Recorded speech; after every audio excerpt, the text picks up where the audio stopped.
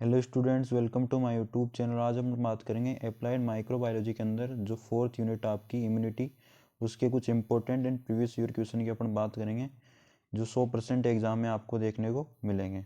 सबसे पहला number question है, define immunity and classified types, what is immunoprophylaxis. ये जो क्वेश्चन है वो 10 नंबर का एग्जाम में देखने को मिलेगा आपको।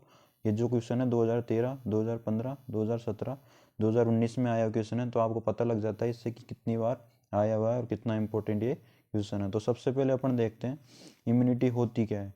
Immunity is defined as the resistance of organism to infection, disease और other unwanted biological invasion. Immunity कुछ भी नहीं है। इम्यूनिटी क्या होती है, इसके अंदर जो है इन्फेक्शन, डिजीज और अदर अनवांटेड बायोलॉजिकल इन्वेजन या पैथोजन जो है उनके प्रति रेजिस्टेंस डेवलप होता है बॉडी के अंदर। It is the capability of the body to resist harmful microorganisms or virus from entering it. Immunity क्या होती है, ये कैपेबिलिटी होती है बॉडी के अंदर to resist harmful microorganism और वायरस। हार्मफुल माइक्रो ऑर्गेनिज्म और वायरस को बॉडी के अंदर एंटर करने से रोकने के लिए बॉडी के अंदर एक कैपेबिलिटी होती है, उसे अपन इम्यूनिटी बोलते हैं। तो समझ में आ गया होगा आपको इम्यूनिटी होती क्या है। अब बात करते हैं अपन टाइप्स ऑफ इम्यूनिटी के बारे में या क्लासिफिकेशन के बारे में। तो देखते हैं अपन सबसे पहले इन्नेट या नेचुरल इम्यूनिटी के बारे में। इन्नेट या नेचुरल इम्यूनिटी, नाम से पता लग रहा है नेचुरल यानी कि जो नेचुरल है, यानी कि प्रकृति में जो पाई जाती है। It is the natural resistance component such as a intact skin, salivary amylase, neutrophil and natural killer cells. ये क्या होती है, नेचुरल रेजिस्टेंस होते हैं नेचुरल इम्यूनिटी के अंदर, जैसे इंटेक्ट स्किन आपकी, सेलाइवरी एमाइलेज, न्यूट्रोफिल और नेचुरल किलर सेल्स हैं। ये सब नेचुरल इम्यूनिटी के अंदर आते हैं। Which provide an initial response against infection. ये क्या प्रोवाइड करते हैं, इनिशियल रेस्पॉन्स प्रोवाइड करते हैं इन्फेक्शन के विरुद्ध। That is present in individual at birth. ये जो जितने भी कंपोनेंट हैं ये इंडिविजुअल में जन्म से प्रेजेंट होते हैं। Prior to exposure a pathogen और एंटीजन, एंटीजन और पैथोजन के एक्सपोजर से पहले ही ये अपने बॉडी के अंदर प्रेजेंट होते हैं। अब बात करते हैं सेकंड नंबर पे एडिप्टिव या एक्वायर्ड इम्यून सिस्टम के बारे में, या एक्वायर्ड इम्यूनिटी के बारे में। अडेप्टिव नाम से पता लग रहा है, यानी कि अडेप्ट कियो यानी कि बर्थ के बाद। It is that which develop antibodies after an attack of infectious disease. इसके अंदर क्या होता है, जब डेवलप होती है, इसके अंदर जब एंटीबॉडी जब डेवलप होती है जब इन्फेक्शियस डिजीज का अपनी बॉडी पर अटैक हो गया हो, और by pregnant women passing through the placenta to a foetus और बाय वैक्सीनेशन। और ये प्रेग्नेंट वुमेन के द्वारा या प्रेग्नेंट मदर के द्वारा प्लेसेंटा से फीटस में ट्रांसफ़र होती है, पास होती है, और बाय वैक्सीनेशन। और ये वैक्सीनेशन के द्वारा भी पेशेंट में या जो भी इंडिविजुअल है उसके अंदर इंजेक्ट की जाती है। अब देखते हैं यहाँ पे ये डायग्राम बना हुआ है, इसमें देखते हैं अपन क्लासिफिकेशन। इम्यूनिटी जो है वो दो टाइप की होती है, इन्नेट और एक्वायर्ड, जो अपन ने डिस्कस किए। उसके बाद एक्वायर्ड जो इम्यूनिटी है वो दोबारा डिवाइड होती है पैसिव और एक्टिव इम्यूनिटी में। पैसिव इम्यूनिटी जो है वो आर्टिफिशियल और नेचुरल इम्यूनिटी में डिवाइड होती है, और एक्टिव इम्यूनिटी है वो भी दो टाइप में होती है, आर्टिफिशियल और नेचुरल में। अब बात करते हैं सेकंड नंबर क्वेश्चन के बारे में, difference between the active and passive immunity के बारे में। ये भी एक इंपॉर्टेंट क्वेश्चन है जो 2006, 2010, 2011 एंड 2016 में देखने को मिला है, तो इस बार भी देखने को मिल सकता है। ये भी एक इंपॉर्टेंट क्वेश्चन बनता है इम्यूनिटी में से। तो देखते हैं अपन एक्टिव इम्यूनिटी क्या होती है, फिर बात करेंगे अपन पैसिव इम्यूनिटी के बारे में। तो देखते हैं active immunity. The individual alone produce antibodies against an antigen. इसके अंदर क्या है, जो इंडिविजुअल होता है वो एंटीबॉडी प्रोड्यूस करता है एंटीजन के विरुद्ध। It take time to give it full effective response. Active immunity जो है वो अपना, इसके अंदर क्या है, लंबा समय लगता है फुल इफेक्टिव रेस्पॉन्स देने के अंदर। It is long lasting immunity होती है। लॉन्ग लास्टिंग इम्यूनिटी होती है इसके अंदर, यानी कि लंबे समय तक बॉडी के अंदर ही रहती है। Sometimes it develop naturally when infectious organism gain access into body during natural infection. कभी कभी क्या होता है, ये नेचुरल डेवलप हो जाती है जब इन्फेक्शियस ऑर्गेनिज्म क्या है अपनी बॉडी के अंदर ही एक्सेस ले लेता है during the natural infection. Natural infection के टाइम क्या होता है, ये डेवलप होती है। अब बात करते हैं अपन एक्टिव इम्यूनिटी, यानी कि इसी के अंदर जो अपन डिस्कस कर रहे हैं। It develop when the person own cell produce antibody in response to infection और वैक्सीन।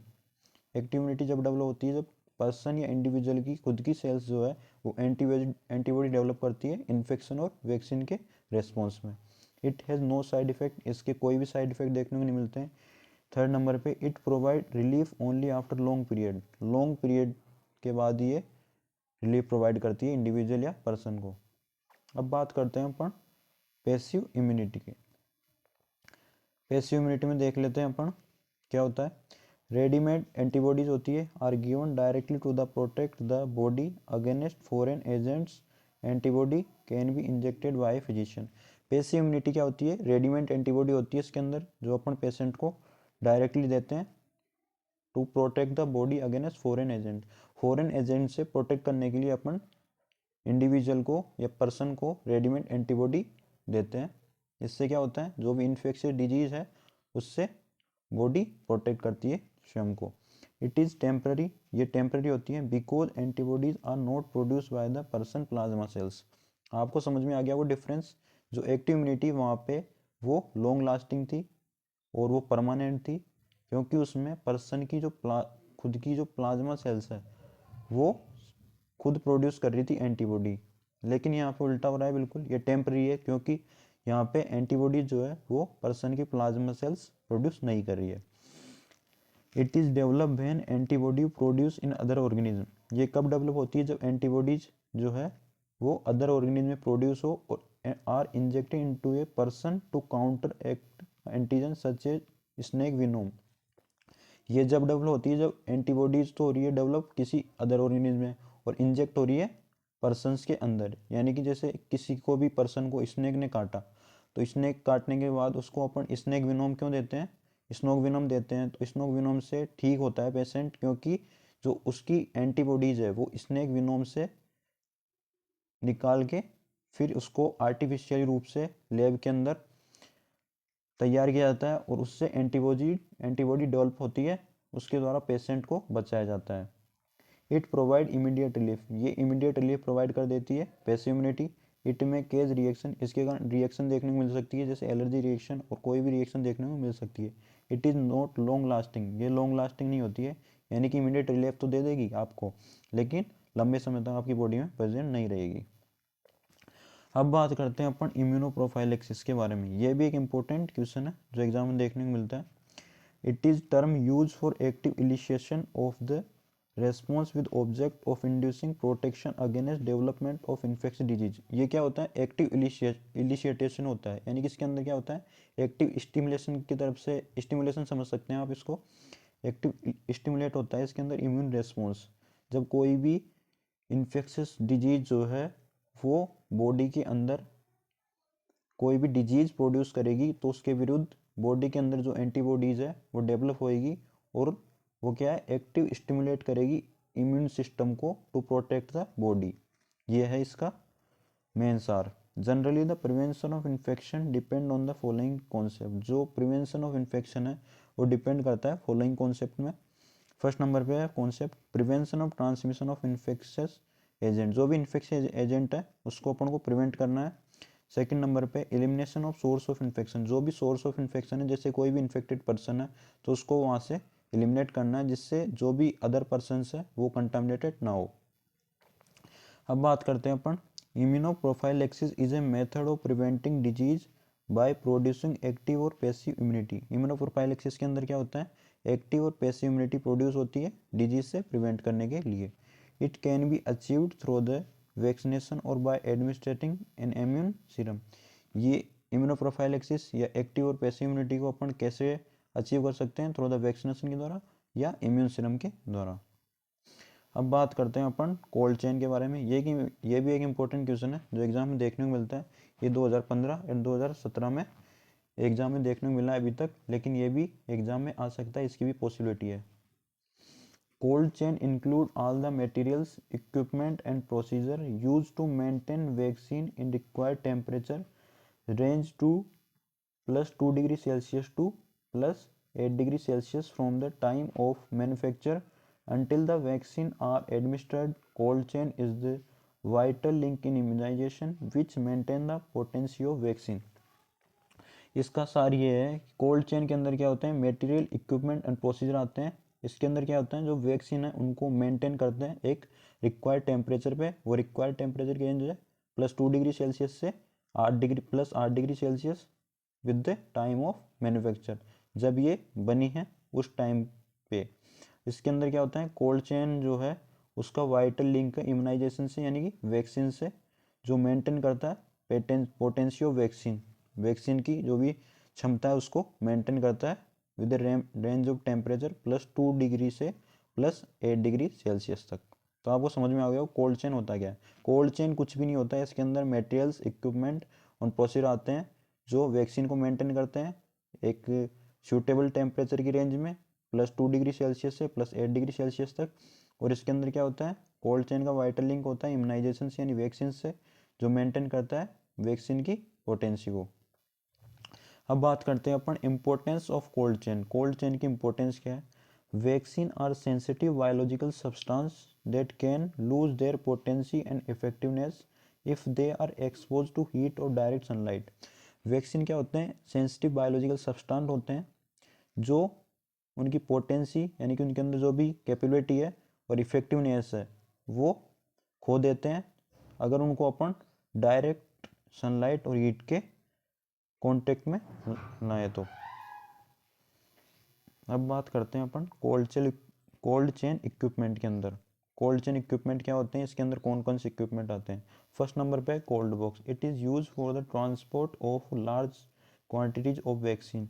लार्ज क्वांटिटीज में जो भी वैक्सीन है उसको ट्रांसपोर्ट करने के लिए अपन कोल्ड बॉक्स का यूज करते हैं बाई व्हीकल के द्वारा टू रीच आउट साइट। एक व्हीकल के द्वारा अपन लार्ज क्वांटिटी जितनी वैक्सीन है उनको ट्रांसपोर्ट करने के लिए कोल्ड बॉक्स का यूज करते हैं। It can keep vaccine cold for period of 1 week without electric supply. Cold box जो है वो वैक्सीन को कोल्ड रख सकता है 1 वीक तक विदाउट इलेक्ट्रिकल सप्लाई के द्वारा। इसके बाद है सेकेंड नंबर पे vaccine carrier. It is use to transport small quantity of vaccine. जो कोल्ड बॉक्स था वो लार्ज क्वांटिटी ऑफ वैक्सीन को ट्रांसपोर्ट करने के लिए यूज आ रहा था। जो वैक्सीन कैरियर है वो स्मॉल क्वांटिटी ऑफ वैक्सीन को ट्रांसपोर्ट करने के लिए यूज आ रहा है बाय द व्हीकल और बाइसिकल और बाय फुट, यानी कि व्हीकल, बाइसिकल और पैदल चल कर भी अपन इसका यूज कर सकते हैं। By the site, by the primary health care workers तक पहुंचा सकते हैं। It can help vaccine at safe temperature up to 2 to 3 days। इसके अंदर क्या है, जो वैक्सीन है वो सेफ टेम्परेचर मिल सकती है 2 से 3 दिन के लिए। अब बात करते हैं फ्लास्क की। They are use only if vaccine carrier is not available. ये जब यूज लेते हैं अपन जब वैक्सीन कैरियर अवेलेबल नहीं है। इसके बाद ice packs. This can be made in freezer. ये फ्रीजर में बनता है and keep vaccine cool in cold box. और वैक्सीन को कोल्ड बॉक्स में कूल रखता है और कैरियर में और फ्लास्क में कूल रखने का काम करता है। अब बात करते हैं रेफ्रिजरेटर और फ्रीजर के बारे में। It is the most important component होता है वैक्सीन स्टोरेज के लिए। Vaccine for polio, measles, BCG ये स्टोर होती है फ्रीजर कंपार्टमेंट में। तो आज अपन ने बात करी है जो माइक्रोबायोलॉजी के अंदर 4 यूनिट है इम्यूनिटी, उसके कुछ इंपॉर्टेंट क्वेश्चन के बारे में बात करी है अपन ने। जो सबसे इंपॉर्टेंट क्वेश्चन है वो है आपका define immunity and classified types, what is immunoprophylaxis. ये पूरा एक क्वेश्चन है जो 10 नंबर का आपको एग्जाम में देखने को मिलेगा। तो मिलेंगे नेक्स्ट वीडियो में नए टॉपिक के साथ। जय श्री श्याम।